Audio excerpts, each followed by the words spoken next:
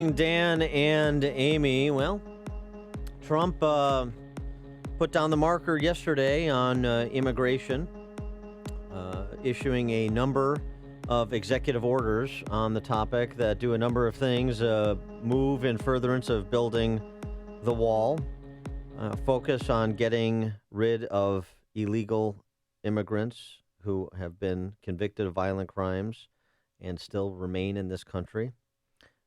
Here's a summary of what Trump did and what he wants Congress to follow up on inculcating. Ends the policy of catch and release at the border. Requires other countries to take back their criminals. They will take them back. Cracks down on sanctuary cities. Empowers ICE officers to target and remove those who pose a threat to public safety. Calls for the hiring of another 5,000 Border Patrol officers.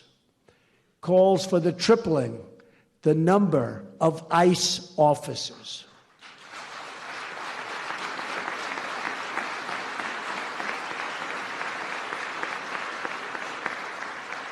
And you both do an incredible job, but you need help. You need more. Creates an Office of Homeland Security dedicated to supporting the victims of illegal immigrant crime. Good news for ICE, good news for the Angel Moms, good news for the country with respect to the seriousness about border enforcement and expelling people who have no basis to be here and who are predators, convicted predators. They've convicted of violent crimes. Something everybody agrees should be done, and it hasn't been done. The fact that he had to tell the Department of Homeland Security they're a law enforcement agency and that ICE is a part of it and that we're going to enforce existing laws, I think says something about what we've had for the past 8 years. For more on this topic and others, we're pleased to be joined again by our friend Michael Rubin, resident scholar at the American Enterprise Institute, author of a number of books, including Dancing with the Devil. Michael, thanks for joining us. Appreciate it. Hey, thanks for having me, Dan. One of the other things Trump did was to suspend the acceptance of refugees from Syria and a handful of other countries in the Middle East and Africa, as well as the issuance of visas from those countries until we can properly vet who is coming into our country from those countries that have been beset by radical Islamic terrorism. And in response to the Syrian refugees in particular, the Council on American Islamic Relations said refusing refugee admissions is equivalent to slavery. And equally measured, Cokie Roberts said refusing Syrian refugees is equivalent to refusing Jews trying to flee Nazi Germany during World War II. How do you react to the policy choices that Trump has made and the reactions to them, particularly with Syrian refugees? Well, Paul, Trump is being pragmatic here. Look, first let's talk about Europe for a second. The European Union has 7% of the world's population, 25% of its economy, and 50% of the world's social service spending. So is it any secret why so many Syrian refugees are first trying to go to Europe? Now, some might want to come to the United States for the same reason, but the question everyone should be asking, including Cokie Roberts and the Council on American Islamic Relations, is how come they're not going to Saudi Arabia? How come they're not going to the wealthy Persian Gulf states like the United Arab Emirates or Qatar? And the reason is simply because if you talk to Saudis and Qataris and Emiratis, they consider the Syrian refugees to be too radical. Do you see them suspending the Syrian refugee program indefinitely? Amy, no. He's saying that he's suspending it until we can better vet. And there's two issues here. Number one is the ability to vet these refugees, and number two is the criteria, determining the criteria by which you vet them. For example, we obviously wouldn't want someone in who was committing torture.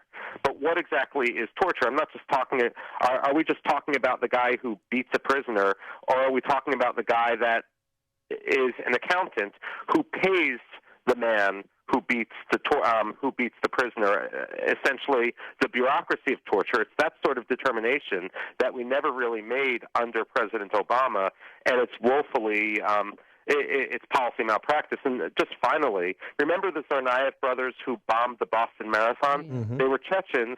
They had lived in the United States for 10 years.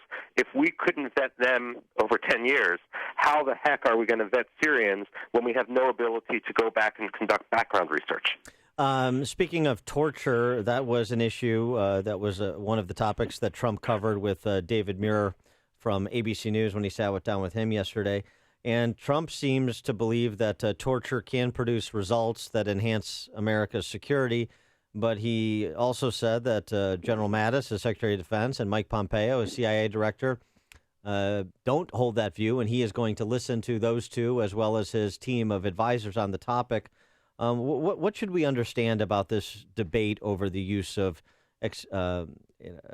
enhanced interrogation techniques, torture? Well, I mean, torture can be a loaded term. Generally speaking, what we're talking about is waterboarding, and the debate about whether waterboarding, A, is torture, and B, whether it provides valuable intelligence, especially in the ticking bomb scenario. That is, when you know a terrorist attack's going to happen, will work. Now, some people say no. Leon Panetta, who was a Democrat, by the way, when he was CIA director, said, valuable intelligence resulted from this. One of the other arguments against using waterboarding is it could be used against American soldiers. But the fact of the matter is, it would be illegal to use it against American soldiers under the Geneva Conventions because American soldiers wear uniforms. What the Geneva Conventions say is you only get certain protections if you abide by the laws of war. For example, wearing uniforms. When we're talking about Al-Qaeda or other terrorist groups, they do not have the protections of the Geneva Conventions. And anyone who says they do simply doesn't understand the Geneva Conventions. And what's worse, if you try to extend those rights to people that don't abide by the laws of war, you incentivize people to take cover among school children, hide in civilian clothing, and conduct terrorism. Well, do you think Donald Trump's going to get what he wants, though? I mean, his CIA director, Homeland Security director are against using torture, waterboarding, but yet he wants it. Well, again, we're talking about semantics. Look, I know Mike Pompeo, the new CIA director. He's a very, very smart guy, and he understands the nuance of this. Ultimately, what we're going to have is two separate debates. One that is centered on polemics, which is going to be undertaken by many in the media, and another which is going to be much more nuanced, much more measured, and ask simply the question, is this effective? Is it torture? Is it effective? And can we get actionable intelligence from it? And if you can save lives from doing it, as arguably we did by waterboarding some of the Al-Qaeda perpetrators, some of the other terrorists, then ultimately I think Donald Trump is going to order people to do it. Well, but one of the questions we have to ask, I mean, I concede your point about the Geneva Convention not covering non-state actors like these terrorist organizations, but one of the questions it seems to me we still have to ask, and I'm not suggesting what the answer is necessarily, but is, do the ends justify the means? Is torture, regardless of international law, is waterboarding, for example, regardless of international law, is that consistent with American values? That seems to me an important predicate question as well. No, that ultimately is an important question, and I agree with you, Dan. I mean, ultimately, this is the type of thing which Mike Pompeo is going to think long and hard about. He served in Congress. He represented Kansas honorably. He was on the House Intelligence Committee, so he's familiar with all the debates going back and forth with regard to this, and I expect he's going to be very measured rather than shoot from the hip. Oftentimes what we have with President Trump is a statement that, if you will, a statement of will, but not necessarily a well-thought-out statement, and then people fill in the details beneath that. What I think Donald Trump is basically saying is that we're going to open this debate again, not necessarily that we're going to presage the outcome of the debate. I wanted to move on to ICE because President Trump said that he's going to triple ICE enforcement and removal. Why haven't they been effective under the Obama administration? I mean, we've heard time and time again of people who came here legally are convicted felons. They get out, but they don't get sent back to their country. Why is that? Well, I mean, if you talk to ICE officers, they will argue that they were ordered not to enforce the law. That's one of the reasons why morale has been so poor, both within ICE and within the broader Department of Homeland Security. So I expect that given the sense that the U.S. government supports them, that isn't going to punish them for doing their job, that we might see a much more effective ICE. And if we identify problems that still continue, then that's an opportunity to have some serious systematic reform within the Department of Homeland Security. How do we interpret the little $250 million payment that Trump made to the Palestinian Authority? Obama. Excuse me, Obama, yes. Obama made to the Palestinian Authority on his way out the door?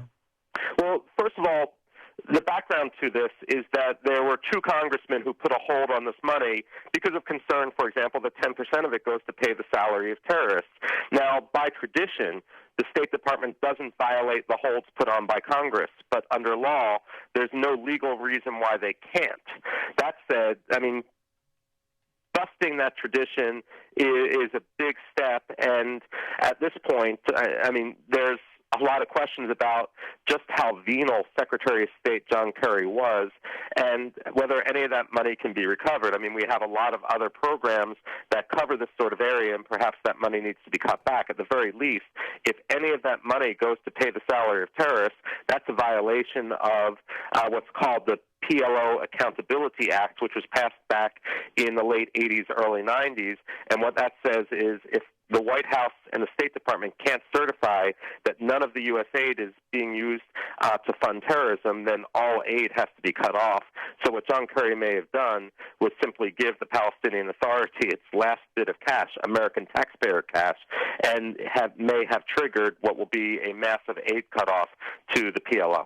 And before we let you go, I want to get you to weigh in, too, on Hawaii Congressman Tulsi Gabbard having the opportunity to have a bit of a secret meeting with Bashar al-Assad in Syria. She was there doing fact-finding, talking to people on the ground in Syria, trying to understand the impacts of American policy. And she had some very interesting observations on the topic, but she's also received criticism for even deigning to meet with Assad.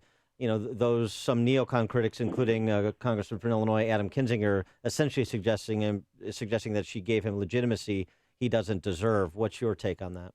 Well, this is the same debate that went on about 10 years ago when the Bush administration was trying to isolate Bashar al-Assad for his support of terrorism, and then Nancy Pelosi decided that she was going to go down and sit down with him. It does legitimize him. The other thing to recognize is you're not walking around the streets of Damascus talking to ordinary Syrians. You're being used. I wish she would have asked him some hard questions. For example, why, when the Syrian Air Force was the only Air Force flying over Syrian airspace, did your Air Force not bomb the Islamic State a single time, but instead drop barrel bombs on civilians? I'm not a big fan of the Syrian opposition, but it would be ridiculous to suggest that Bashar al-Assad is some sort of moderate just because he was a Western-educated eye doctor.